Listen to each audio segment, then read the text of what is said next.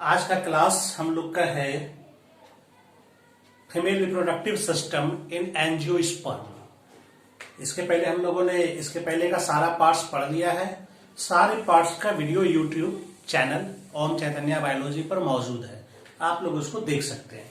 तो आज का क्लास हम शुरू करते हैं गायनेसियम, जो कि फीमेल रिप्रोडक्टिव सिस्टम का पार्ट्स है। क्लियर है? इसके यूनिट को हम लोग कहते हैं कार्पेल। इसके यूनिट को क्या कहते हैं? कार्पेल कहते हैं या फिर पेस्टिल कहते हैं।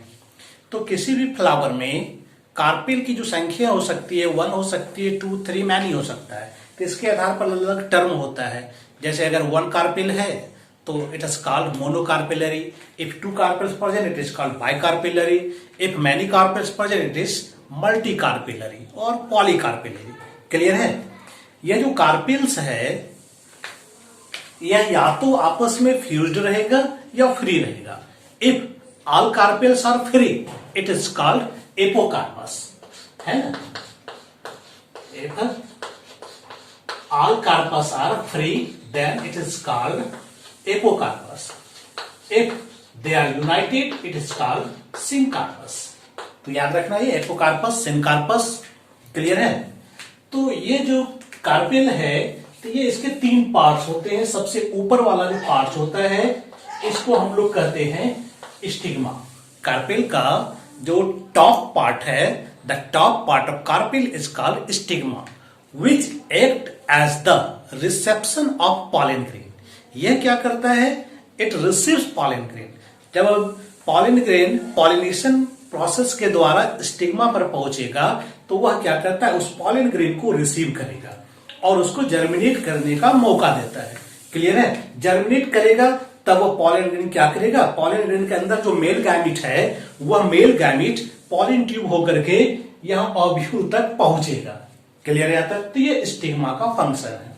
सेकेंड पार्ट जो हम देखते हैं बीच में long cylindrical part, that is called style. तो किसी में इसका लेंथ कम होता है तो किसी में इसका लेंथ ज्यादा रहता है। और सबसे जो इंपॉर्टेंट पार्ट है वो नीचे का जो देख रहे हैं, the basal swelling part, that is called ovary. This is the very very important part of carpel because it contains female gamete. The ovary contains 1 और मोर ओव्यूल।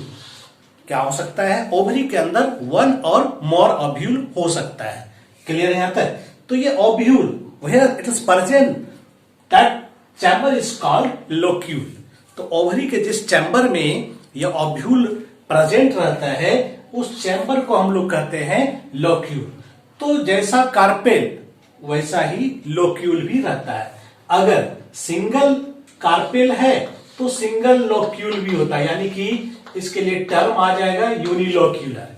यानी कि ओवरी के अंदर जो है चैम्बर 1 हो सकता है, 2, 3, 4, 5 मैनी हो सकता है। तो इसके आधार पर टर्म होता है यूनिलोक्यूलर, यानी कि if 1 chamber is present unilocular, if 2 chamber, if 2 locule present that is called bilocular, if 3 chamber present it is called trilocular और many chamber present it is called multilocular। Clear है? ये chamber, इसी chamber में यह ovule present रहता है। Clear है यहां तक? No problem. तो ये ओव्यूल कहां पर रहता है? तो ये जो देख रहे हैं ओवरी का वो ये वॉल है। इसी ओवरी के वॉल पर एक टिश्यू पाया जाता है जिसको हम लोग कहते हैं प्लासेंटा। क्या कहते हैं इसको हम लोग? ये है हमारा प्लासेंटा। इसी प्लासेंटा के द्वारा ही इस ओव्यूल को न्यूट्रिशन मिलता है। क्लियर है? इसी प्लासेंटा के द्वारा इस ओव्यूल को न्यूट्रिशन मिलता है और उसके बाद ये ओव्यूल अपना डेवलप करता है। क्लियर है यहां तक? तो है कि ओव्यूल डेवलप कैसे होता है? तो ओव्यूल का डेवलपमेंट जो होता है यहां पर ओवरी के अंदर, तो एक्चुअल में क्या होता है यहां पर क्या होता है? ये जो हम लोग प्लासेंटा देख रहे हैं, इसी प्लासेंटा पर कुछ मेरिस्टेमेटिक सेल, कुछ मेरिस्टेमेटिक टिश्यू डेवलप होगा। मेरिस्टेमेटिक टिश्यू या meristematic cell of nucellus. Clear है? यहां पर यह टिश्यू डेवलप होता है।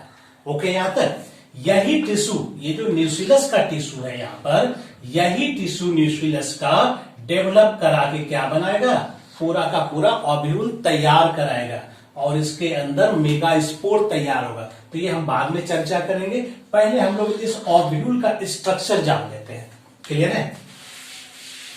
तो ओव्यूल को हम लोग यहां पर एक टर्म यूज करेंगे, मेगास्पोरेंजियम। जैसे वहां हम लोग यूज कर रहे थे एंथर के चैम्बर के लिए माइक्रोस्पोरेंजियम, उसी तरह से यहां पर भी हम लोग यूज करेंगे मेगास्पोरेंजियम। क्लियर है? ओव्यूल कहेंगे या फिर मेगास्पोरेंजियम, दोनों सिमिलर है। ओके, यहां तक। तो यह ओव्यूल कई प्रकार के हो सकते हैं, there are several types of ovule. तो लेकिन यहां पर जो हम लोग पढ़ेंगे, क्योंकि सारे ओव्यूल का बेसिक स्ट्रक्चर सेम होता है, सारे ओव्यूल का बेसिक स्ट्रक्चर सेम होता है। क्लियर है? तो उसी में से जो सबसे ज्यादा ओव्यूल पाया जाता है वह एक स्टैंडर्ड ओव्यूल है। हम लोग उसी स्टैंडर्ड ओव्यूल को पढ़ते हैं और उसी से सारे काम कंपैरिजन करा लेते हैं। तो वह कौन सा स्टैंडर्ड ओव्यूल है? तो उसको हम लोग कहते हैं एनाट्रोपस ओव्यूल। तो याद रखना है, हम लोग जो मेनली ओव्यूल पढ़ते हैं, कौन सा ओव्यूल के बारे में पढ़ते हैं? Anatropous ovule. और इसी ओव्यूल का दूसरा नाम होता है इन्वर्टेड ओव्यूल। ठीक है?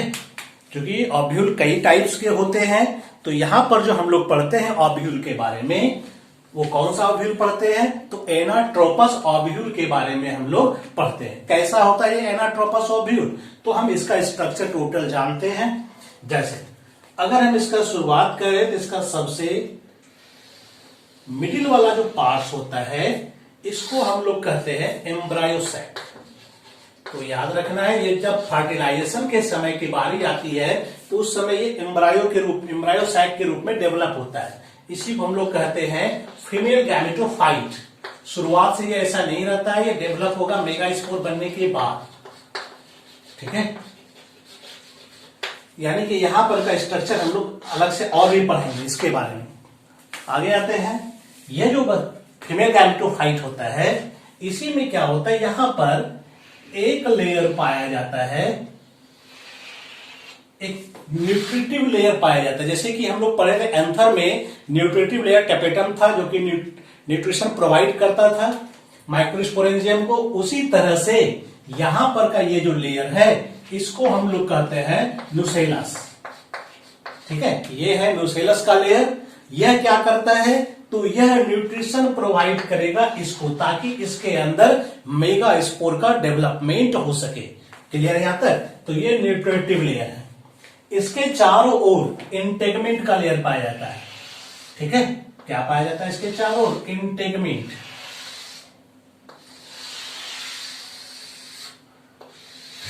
तो कितना इंटेगमेंट होता है?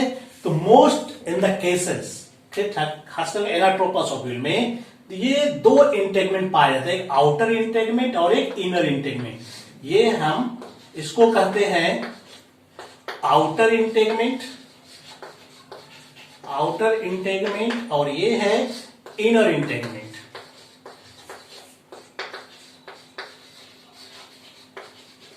ठीक है? तो ये दो लेयर जो है, आउटर इंटेगमेंट और इनर इंटेगमेंट, यह दोनों प्रोटेक्टिव लेयर है। यह दोनों प्रोटेक्शन का काम करता है। जैसे कि एंथर में होता था, वहां 3 लेयर था प्रोटेक्शन के लिए। एक था एपिडर्मिस था, एक एंडोथेलियम था, एक मिडिल लेयर्स था। 3 लेयर वहां प्रोटेक्शन के लिए था, और एक न्यूट्रिटिव लेयर था जिसका नाम क्या था?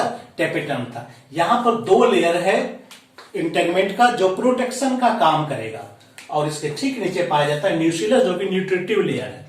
क्लियर है? तो यह 2 लेयर हो हमेशा, यह कोई जरूरी नहीं है। ठीक है? जिसमें 2 लेयर होता है उसके लिए टर्म यूज होता है बाइटेगमिक। ठीक है? जिसमें जिस ओव्यूल में 2 लेयर होता है उसको हम लोग क्या कहते हैं? बाइटेगमिक कहते हैं। तो बाइटेगमिक जो होता है, यानी इस तरह का जो पाया जाता है, जितने मोनोकॉट्स हैं सब में पाया जाएगा, जितने डाइकोट्स हैं, ओल्ड डाइकोट्स, उसमें ये बाइटेगमिक पाया जाता है। क्लियर है यहां तक? No problem. तो बायोटेगमिक कहां पाया जाता है? तो बायोटेगमिक पाया जाता है जितने भी मोनोकॉट होते हैं, जितने भी प्रिमिटिव यानी ओल्ड डाइकोट के प्लांट होते हैं, उसमें क्या होगा? बायोटेगमिक पाया जाएगा। क्लियर है? किसी किसी में क्या होता है, ये दोनों की जगह पे एक ही लेयर पाया जाता है। अगर एक लेयर पाया जाता है जिसको हम लोग कहते हैं यूनिटेगमिक। ठीक है, इसको हम लोग क्या कहते हैं? यूनिटेगमिक कहते हैं। क्लियर है यहां तक? तो यह मेनली कहां पाया जाता है? तो यह पाया जाएगा प्रायः जो मॉडर्न डाइकोट का प्लांट है उसमें पाया जाएगा और जिम्नोस्पर्म में पाया जाएगा। क्लियर है यहां तक? तो ये है हमारा यूनिटेगमिक। यूनिटेगमिक न्यू डाइकोट यानी कि हायर डाइकोट और जिम्नोस्पर्मिक प्लांट में यूनिटेगमिक पाया जाता है। क्लियर है? तो मेनली बायोटेगमिक, यूनिटेगमिक ये दोनों याद रखना है, नीट के क्वेश्चन में आता है ये। लेकिन कहीं कहीं क्या होता है कि 3 लेयर भी हो सकता है, तब उसके टर्म आता है ट्राइटेगमिक। ऐसा कुछ प्लांट जैसे कि एस्फोडिलस नामक प्लांट है, उसमें ट्राइटेगमिक होता है, यानी उसमें 3 लेयर पाया जाता है। और कुछ तो ऐसा भी होता है प्लांट जिसमें कि यह इंटेगमेंट का लेयर ही नहीं होता है। तो जिसमें इंटेगमेंट का लेयर नहीं होता है उसको हम लोग कहते हैं एटेगमिक। क्या कहते हैं इसको हम लोग? एटेगमिक कहते हैं, यानी कि उसमें क्या होता है, ये इंटेगमेंट नहीं पाया जाता है। तो ये एक तरह से इंटेगमेंट के आधार पर अगर हम ओव्यूल का क्लासिफिकेशन करते हैं तो 4 टाइप का क्लासिफिकेशन हो जाता है। एक यूनिटेगमिक, एक बायोटेगमिक, ट्राइटेगमिक, ठीक है, या एटेगमिक, ऐसा कंडीशंस होता है। क्लियर है यहां तक? कभी कभी ऐसा पूछा जाता है, ये जो इंटेगमेंट का जो सबसे इनर मोस्ट लेयर है, यहां एक और लेयर, पतला सा लेयर पाया जाता है जिसको हम लोग कहते हैं एंडोथेलियम। क्या कहते हैं इसको हम लोग? एंडोथेलियम। यह भी न्यूट्रिशन प्रोवाइड करने का काम करता है। क्लियर है यहां तक? तो बाहर से अंदर की ओर अगर हम जाते हैं, आउटर इंटेगमेंट, फिर इनर इंटेगमेंट, फिर एंडोथेलियम है, फिर न्यूसिलस है, और उसके बाद ये बीच वाला पार्ट जो है, that is a very very important part called embryo sac और फीमेल गैमेटोफाइट। क्लियर है यहां तक? अब यहां पर आते हैं, ये जो स्पेस पार्ट्स बचता है, ये जो पोलर पार्ट्स है, इस पोलर पार्ट्स को हम लोग कहते हैं चैलेंजा। इस पोलर पार्ट्स को हम लोग क्या कहते हैं? चैलेंजा। तो यहां पर से ही क्या होता है, इस चैलेंजल पार्ट से ही ये दोनों इंटेगमेंट तैयार हुआ है ना? इंटेगमेंट बनना कहां से शुरू हुआ है, कहां से ऑरिजिन हुआ है? तो जहां से ऑरिजिन हुआ है उस पार्ट्स को हम लोग क्या कहते हैं? चैलेंजा कहते हैं। यानी कि चैलेंजा एंड से ही दोनों इंटेगमेंट का निर्माण हुआ है। ओके यहां तक? और कहां पर समाप्त हुआ है? यहां पर, इस पोल पर। तो यहां पर जो आके जुटता है तो एक पोर को यहां पर छोड़ देता है। इस पोर को हम लोग कहते हैं माइक्रोपाइल। क्लियर है?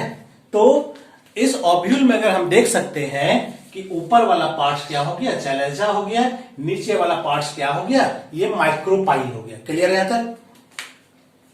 अब क्या होता है? अब देखते हैं हम यहां पर, ये वाला जो हम पार्ट्स देख रहे हैं, ये जो पार्ट्स है, ये ओव्यूल का फ्यूनिकुलस है। क्या है ये? ओव्यूल का फ्यूनिकुलस है। यह क्या करता है? तो यही, ये जो ओवरी हम बनाए थे, ओवरी में मैंने बताया था कि जुटा हुआ रहता है, यहां पर जो प्लासेंटा रहता है, तो ये वाला भाग जो फ्यूनिकुलस है, तो ओवरी के प्लासेंटा वाले भाग से यही फ्यूनिकुलस जुटा हुआ रहता है। क्लियर है यहां तक? तो ये हो गया फ्यूनिकुलस। यही जो है ओवरी से न्यूट्रिशन ला करके इसमें पूरे ओव्यूल के बॉडी को प्रोवाइड करेगा। ओके यहां तक? तो यह फ्यूनिकुलस, ये जो ओव्यूल का जो बॉडी है, ये ओव्यूल का मेन बॉडी हो गया। तो जहां पर जुटता है उस पार्ट्स को हम लोग कहते हैं हाइलम। इसको हम लोग क्या कहेंगे? हाइलम कहेंगे। जहां पर ये फ्यूनिकुलस ओव्यूल के मेन बॉडी से जुटता है उसको हम लोग क्या कहेंगे? हाइलम कहेंगे। क्लियर है यहां तक? और उसके बाद ये जो फ्यूनिकुलस मेन बॉडी से जुटता है तो यहां एक क्या होता है? एक रिजेस तैयार होता है, एक रिज तैयार होता है। ठीक है? जिसके द्वारा सारा न्यूट्रिशन वगैरह प्रोवाइड होगा। एक वैस्कुलर स्ट्रैंड तैयार होता है, इसको हम लोग कहते हैं रैफेट। क्लियर है यहां तक? तो ये हमारा ओव्यूल का स्ट्रक्चर हुआ। क्लियर है यहां तक? यहां तक में शायद किसी को कोई परेशानी नहीं है। ये इन्वर्टेड ओव्यूल अब कैसे है? एक्चुअल में यह वाला जो पार्ट्स है ये इधर रहता है, यानी फ्यूनिकुलस ऊपर रहता है, तो यह अपराइट कहलाता। क्लियर है? यहाँ तक ये सीधा नहीं, ये उलट गया है। चैलेंजा वाला जो पार्ट है ये मेनली बेसल पार्ट होता है। यह ओवरी पर जो होता है ये नीचे वाला होना चाहिए। ठीक है, चैलेंजा को नीचे होना चाहिए और माइक्रोपाइल को ऊपर होना चाहिए, तब ये कहलाएगा अपराइट ओव्यूल। क्लियर है यहाँ तक? लेकिन यहां पर ये क्या है, हम लोग इन्वर्टेड ओव्यूल पढ़ते हैं, यहाँ पर उल्टा है। ये एक स्टैंडर्ड ओव्यूल है, ज्यादातर प्लांट में यही पाया जाता है, इसलिए हम लोग ये पढ़ते थे। ये स्ट्रक्चर सबको याद रखना है। बोर्ड में प्राय एनाट्रोपस ओव्यूल के नाम से ही क्वेश्चन आता है। क्लियर है? तो बाकी अन्य जो ओव्यूल है उसका जो क्लासिफिकेशन हुआ है वो ये चैलेंजा है, ये माइक्रोपाइल है और ये फिनिकुलस है। इसी तीन के पोजीशन के आधार पर सबका क्लासिफिकेशन हुआ है। किसी में तीनों एक सीध में आ जाता है, किसी में दाएं बाएं आ जाता है, किसी में राइट एंगल पर आता है। तो ये नोट्स में शामिल है, एक बार सबको देख लेना है, वो उसको पढ़ाने की यहाँ पर आवश्यकता नहीं है। क्लियर है यहाँ तक? तो ये तैयार हो गया। अब हम इसके अंदर के बारे में पढ़ते हैं कि इसके अंदर क्या होता है, इसके अंदर कैसे सब कुछ तैयार होगा। ओके, यहां तक ये हो गया हमारा ओव्यूल का स्ट्रक्चर। अब हम आते हैं, चूंकि ओव्यूल मतलब मेगा स्पोरेंजियम, इसी मेगा स्पोरेंजियम के अंदर क्या होगा, मेगा स्पोर बनेगा। तो मेगा स्पोर बनने के प्रोसेस को क्या कहेंगे हम लोग, मेगा स्पोरोजेनेसिस। यानी अब हम लोग पढ़ेंगे megasporogenesis, the production of megaspores, the production of megaspore within megasporangium from megaspore mother cell is called megasporogenesis. Clear है? यानी कि मेगा स्पोरेंजियम के अंदर मेगा स्पोर मदर सेल से अगर mega spore बनता है तो इस प्रोसेस को हम लोग कहते हैं मेगा स्पोरोजेनेसिस। क्लियर यहां तक? कैसे बनता है तो ये देखते हैं। अभी हम बता रहे थे कि ओव्यूल का डेवलपमेंट कैसे होता है ओवरी के अंदर। ठीक है, ये जो हमने बताया अभी, ठीक है, कि प्लासेंटा के ऊपर, प्लासेंटा यानी ओवरी का पार्ट्स, ठीक है, इसके ऊपर क्या होता है, न्यूसीलस का कुछ सेल्स, ठीक है, सेल ऑफ न्यूसीलस, ठीक है, जो पहले से मौजूद है, पहले यही तैयार होता है न्यूसीलस का। तो न्यूसीलस का सेल जो है अन्य सेल से क्या होता है, डिफरेंशिएट होता है। तो वो भी सेल जो इसका रहता है, कौन सा इसका, तो हाइपोडर्मल सेल, इसका हाइपोडर्मल सेल। ठीक है, न्यूसीलस का जो सेल है, ठीक है, न्यूसीलस का जो सेल है वो क्या होगा, हाइपोडर्मल सेल। यह अदर सेल से, बाकी जहां जितना भी वहां पर सेल है सबसे बिल्कुल डिफरेंशिएट हो जाता है। ये क्या होगा, सबसे जाकर के डिफरेंशिएट हो जाएगा। इस सेल को हम लोग अभी कहेंगे आर्किस्पोरियल। क्या कहेंगे इसको हम लोग, आर्किस्पोरियल कहेंगे। क्लियर है यहां तक? और इसी यह आर्किस्पोरियल क्या हो सकता है, अपने पेरेंट सेल जो इसका पेराइटल लेयर होता है उससे यह या तो सेपरेट हो जाएगा या फिर अटैच ही रहेगा। ठीक है, और यह तब अपने आप को और थोड़ा डेवलप करेगा, और यहां पर हम इसको कहेंगे मेगा स्पोर मदर सेल। क्या कहेंगे इसको हम लोग, मेगा स्पोर मदर सेल, जो कि डिप्लॉइड होगा। अभी तक जितना भी सेल्स है सबके सब डिप्लॉइड है, जितने भी सेल मिले हैं सब डिप्लॉइड है। क्लियर यहां तक? सिर्फ और सिर्फ गैमिट हैप्लॉइड होता है, बाकी कुछ नहीं। बिना मेयोसिस का हैप्लॉइड कहीं पर नहीं आएगा। तो प्लॉइडी इसी तरह से पहचानना पड़ता है। अभी तक कुछ भी पूछ दे, कहीं का भी सेल के बारे में, चाहे स्टाइल, स्टिग्मा, ठीक है, ओवरी के बारे में, ओव्यूल के बारे में, प्लासेंटा के बारे में, कुछ भी सब डिप्लॉइड है। क्लियर यहां तक? तो ये मेगा स्पोर मदर सेल इसमें तैयार हो गया, that is the mother cell. Mother cell का मतलब है कि अब ये डॉटर तैयार करेगा, यानी कि इस मेगा स्पोर मदर सेल में मियोसिस डिवीजन होगा, है ना। इसमें क्या होगा, मियोसिस डिवीजन होगा। मियोसिस डिवीजन होता है तो 1 सेल से 4 सेल तैयार होगा। तो इसमें भी क्या होगा, 4 सेल तैयार हो जाएगा। क्लियर है? इसमें भी क्या होगा, 4 सेल तैयार होगा, जिसको हम लोग कह सकते हैं मेगा स्पोर टेट्राड। जैसे कि मेल वाले में था ना, माइक्रोस्पोरोजेनेसिस होता था, तो उसमें भी 4 सेल तैयार होता था और हम उसको कहते थे माइक्रोस्पोर टेट्राड, है ना, जो कि डेवलपमेंट होने के साथ साथ सारे माइक्रोस्पोर अलग हो जाते थे। यहां पर क्या होगा, मैक्सिमम केस में 3 मेगा स्पोर जो है इसमें से यह डीजेनरेट हो जाएगा। ठीक है, क्या होगा, 3 सेल डीजेनरेट हो जाएगा, बचेगा सिर्फ और सिर्फ 1 मेगा स्पोर, है ना, सिर्फ और सिर्फ बचेगा 1 मेगा स्पोर जो कि फंक्शनल होगा। क्लियर है, इसमें सिर्फ और सिर्फ एक सेल बचेगा, 1 सेल बचेगा जो कि मेगा स्पोर कहलाएगा। वो अन्य सेलों की तुलना में थोड़ा लार्ज भी होगा। और किधर वाले एंड का नष्ट होगा, किधर बचेगा, यह भी याद रखना है। तो यह चैलेंजर की तरफ जो है, चैलेंजर एंड की तरफ का जो रहेगा मेगा स्पोर, वह बचेगा, वह सरवाइव करेगा, वही फंक्शनल होगा। यानी कि यहां पर क्या होगा, हमारा जो ये ओव्यूल तैयार हुआ है, इस ओव्यूल में सारे लेयर तैयार हो जाएंगे, सिर्फ और सिर्फ एम्ब्रायोसाइट का जो बीच वाला पार्ट है इसी को हम लोग कहेंगे मेगा स्पोर। ठीक है, ये जो अभी हम बीच वाला पार्ट छोड़े थे उसको हम लोग क्या कहेंगे, मेगा स्पोर कहेंगे। यानी कि मेगा स्पोर तैयार हो गया। यहां तक का प्रोसेस कहलाएगा मेगा स्पोरोजेनेसिस। क्लियर है, तो कहां में होता है ये मेगा स्पोरोजेनेसिस, तो यह होता है मेगा स्पोरेंजियम में होता है। ओके, यहां तक मिटाते हैं। ये हो गया मेगा स्पोरोजेनेसिस, यानी मेगा स्पोर हमारा बन गया है। अब यह मेगा स्पोर क्या करेगा, यह डेवलपमेंट करेगा। ठीक है, क्या चीज में डेवलपमेंट होगा, यह मेगा स्पोर डेवलप करके बनाएगा फीमेल गैमेटोफाइट। क्या बनाएगा ये, फीमेल गैमेटोफाइट कह सकते हैं या फिर एम्ब्रायोसाइट कह सकते हैं। क्लियर है, कैसे बनाएगा, क्योंकि यह फीमेल गैमेटोफाइट मेगा स्पोर के अंदर बनता है, तो इसके लिए एक टर्म आता है एंडोस्पोरस।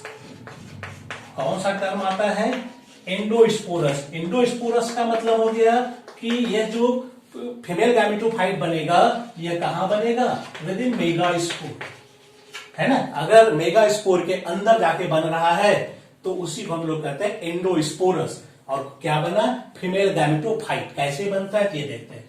यह हो गया हमारा सिंगल मेगा स्पोर। क्लियर है, ये हमारा सिंगल मेगा स्पोर है। ठीक है, यह फंक्शनल मेगा स्पोर है जो बच गया है, अन्य से यह डिफरेंशिएट है, सब खत्म हो गया, डीजेनरेट हो गया, सिर्फ एक बचा। क्लियर है, तो 70% प्लांट में ऐसा ही होता है कि 1 ही मेगा स्पोर बचता है। क्लियर है, 70% में क्या होता है, 1 ही मेगा स्पोर बचता है और एक ही मेगा स्पोर से पूरा फीमेल गैमेटोफाइट बन जाता है।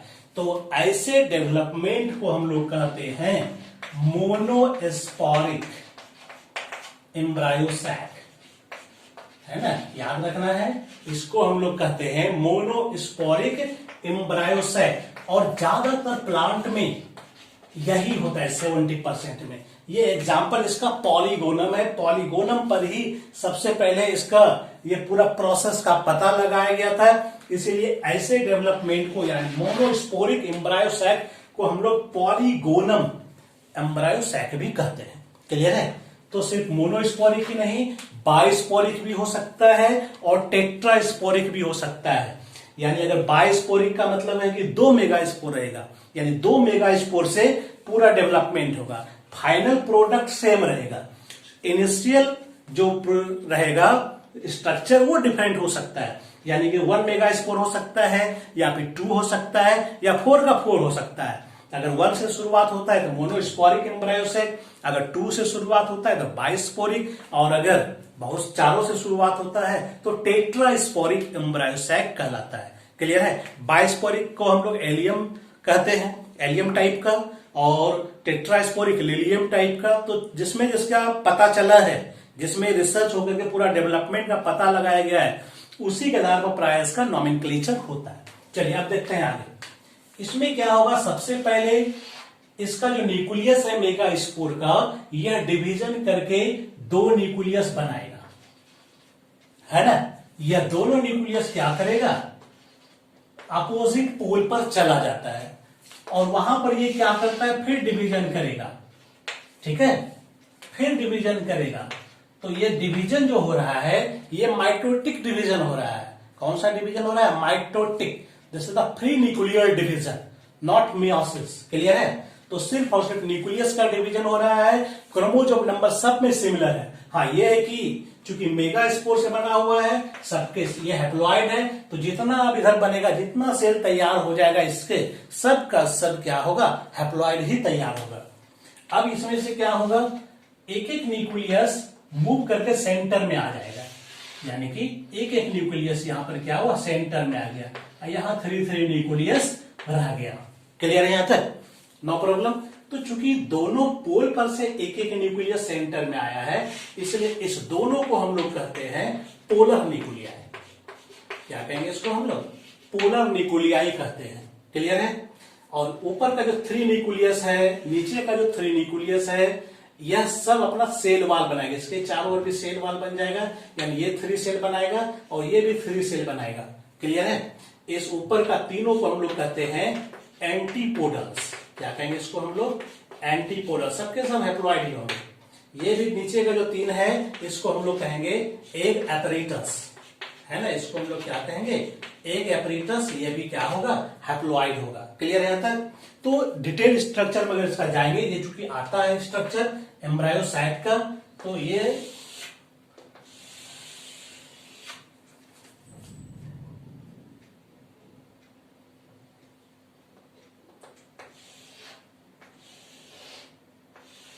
3 सेल ऊपर का, तीनों का तीनों क्या होता है, हैप्लॉइड है।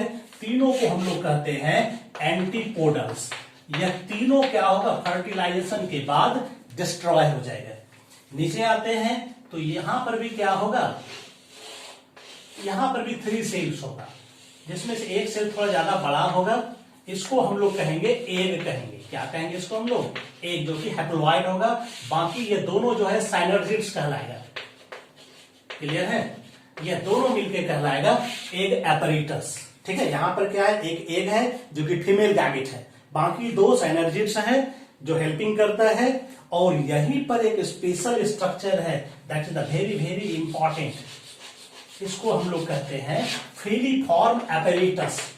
इसको हम लोग क्या कहेंगे, फिलीफॉर्म एपरेटस। ठीक है। इसका मेन काम क्या होता है, जब पॉलिन ट्यूब ग्रो करके आ रहा होता है, पॉलिन ट्यूब के एंड पर मेल गैमिट होता है, उसको इसके अंदर भेजना है, ताकि यहां जो फीमेल गैमिट है इसके साथ यह मिल सके। ठीक है। इसके साथ मिलने के लिए उसको यहां तक पहुंचना है। तो कैसे पहुंचे, कौन उसको गाइड करेगा, तो यह यही गाइड करता है। फिलीफॉर्म एपरेटस क्या करता है, guide the pollen tube to enter embryo sac.